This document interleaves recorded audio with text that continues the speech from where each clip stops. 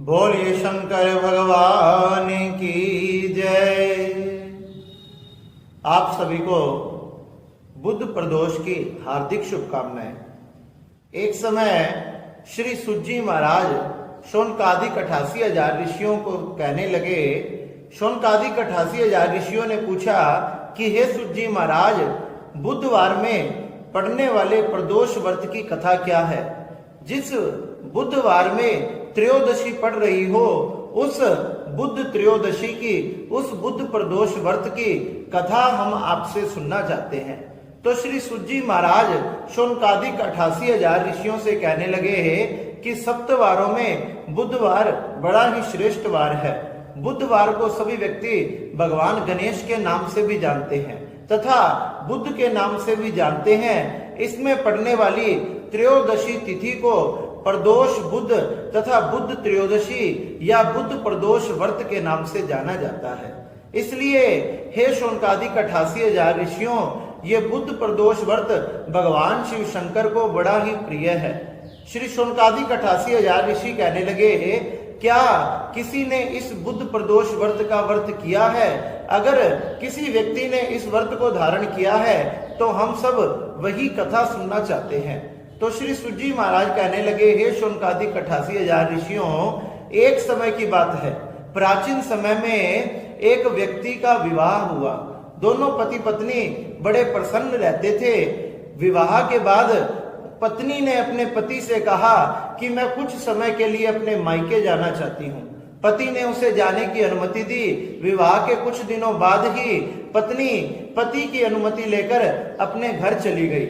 जब अपने घर चली गई, उसे रहते हुए बहुत दिन व्यतीत हो गए।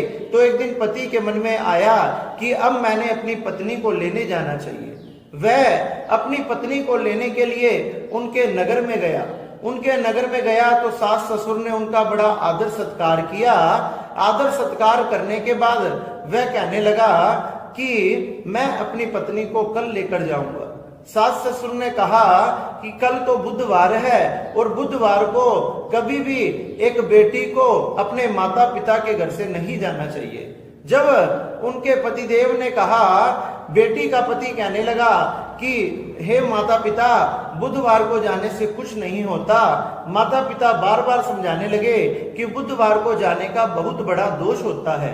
एक बेटी ने कभी अपने माता पिता के घर से बुधवार को विदाई नहीं लेनी चाहिए। लेकिन बेटी का पति लाख समझाने पर भी ना माना। वह कहने लगा, कुछ नहीं होगा, जो होगा देखा जाएगा। इस प्रकार से अपने सास ससुर के लाख बार मना करने के बाद भी उसने एक भी ना मानी तथा अपनी पत्नी को साथ लेकर वहां से विदा होकर अपने नगर की तरफ बढ़ने लगा। जब अपने नगर की तरफ बढ़ने लगा, उसने यात्रा आरंभ कर दी। तो यात्रा आरंभ करने के कुछ समय बाद उनकी पत्नी कहने लगी कि हे पतिदेव, मुझे बड़ी जोर से प्यास लग रही है। आप कृपया करके मुझे जल की व्यवस्था करें, मुझे कहीं से पानी ला कर दें। तो उसके पतिदेव ने कहा कि तुम यहीं रुको, मैं तुम्हारे लिए पानी की कुछ व्यवस्था करता हूँ। जब उसकी पत्नी एक पेड़ के नीचे बैठ गई और वो कुछ दूरी पर किसी सरोवर को, किसी नदी को ढूंढने के लिए गया। जब बहुत देर ढूंढते ढूंढते हो गई, उसे कुछ पानी थोड़ी दूरी पर मिल गया तो वह पानी लेकर लौटने लगा। जब पानी लेकर लौटने लगा तो दूर से ही उसे आवाज सुनाई दी कि मेरी पत्नी मानो किसी पुरुष से बात कर रही है और हंस हंस के बात कर रही है। जब उसने ये आवाज अपने कानों में सुनी तो वो दौड़कर अपने पत्नी के सामने पहुंचा और जैसे ही अपने पत्नी के सामने पहुंचा, वह आश्चर्यचकित रह गया, क्योंकि उसने देखा एकदम उसी के जैसा पुरुष, उसी के जैसा रूप वाला, एकदम हम शक्ल उसके जैसा ही उसकी पत्नी के साथ बैठा है और बातें कर रहा है। पत्नी भी हंस हंस के उससे बातें कर रही है और उसके द्वारा लोटे में लाया हुआ जल को पान कर रही है। यह देखकर वह बड़ा आश्चर्यचकित हुआ तथा भागा भागा दौड़ा दौड़ा अपनी पत्नी के सामने पहुंचा। कहने लगा कि ये तुम क्या कर रही हो और ये कौन है? उसकी पत्नी भी आश्चर्यचकित रह गई। दोनों में बड़ा विवाद हो गया। पत्नी सोचने लगी कि मेरा असली पति कौन सा है, क्योंकि ये दोनों तो एक जैसे हैं। जब विवाद बढ़ने लगा तो लोग इकट्ठे हो गए और जब लोग इकट्ठे हो गए तो वहां के कुछ सिपाही भी आ गए। जब वहां सिपाही आए तो दोनों को पकड़कर राजा के पास ले गए और कहने लगे, राजा ये कह रहा है कि इस औरत का पति मैं हूं और ये कह रहा है कि मैं हूं। जब दोनों राजा के सामने पहुंचे तो उस औरत का पति सोचने लगा कि अब तो राजा मुझे दंड देगा और मैंने कोई अपराध भी नहीं किया।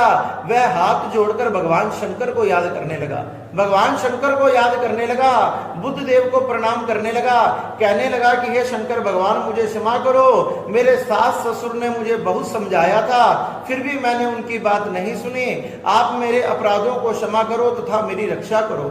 भगवान शंकर की कृपा से जो वह दूसरा व्यक्ति था वो उसी समय अंतर ध्यान हो गया। राजा को पता लग गया कि यही इसका असली पति है। उसने उन पति पत्नी को दोनों को राजमहलों से भेज दिया और दोनों पति पत्नी ने भगवान शंकर को नमस्कार किया तथा प्रणाम किया तथा अपने भूल की क्षमा याचना की। हे भगवान, हे भोलेनाथ, आज आपने हमारी रक्षा करी है और आज भी बुधवार है और आपकी सुंदर तिथि त्रयोदशी है।